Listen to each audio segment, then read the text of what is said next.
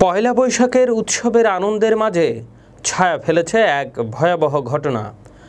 মানিকগঞ্জ সদর উপজেলার গড়পাড়া বাজার এলাকায় এক চিত্রশিল্পীর বাড়িতে দুর্বৃত্তদের আগুন দেওয়ার ঘটনা ঘটেছে। চিত্রশিল্পী মানবেন্দ্র ঘোষ, যিনি পয়লা বৈশাখ উপলক্ষে ঢাকায় একটি মোটিভ তৈরির কাজ করেছিলেন, তার বাড়িতে গতকাল গভীর রাতে আগুন লাগিয়ে দেয় একদল অজ্ঞাত পরিচয় দুর্বৃত্ত। আগুনে পুড়ে যায় তার একটি ঘর। মানবেন্দ্র ঘোষ জানান, আমি কোনো রাজনৈতিক মুখাকৃতি বানাইনি, আমি শুধু বাঘের মোটিভ তৈরি করেছিলাম।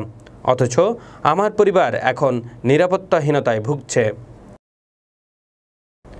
ঘটনার পরপরই মানিকগঞ্জ সদর থানার ওসি আমানুল্লাহ ঘটনাস্থলে ছুটে আসেন এবং বলেন, ঘটনার তদন্ত চলছে এবং আইনগত ব্যবস্থা প্রক্রিয়াধীন রয়েছে। এছাড়াও ঘটনাস্থল পরিদর্শন করেছেন মানিকগঞ্জ জেলা প্রশাসক মনোয়ার হোসেন মোল্লা এবং পুলিশ সুপার মোসাম্মদ ইয়াসমিন খাতুন।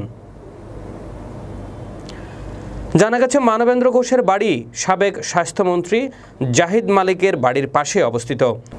অনেকে ধারণা করছেন রাজনৈতিক ভুল ব্যাখ্যা থেকেই এই আগুন দেওয়ার ঘটনা ঘটে থাকতে পারে।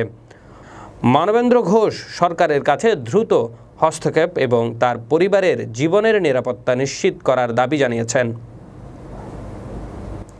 মানিকগঞ্জ প্রতিনিধি মাহবুব আলম তুষারের রিপোর্ট।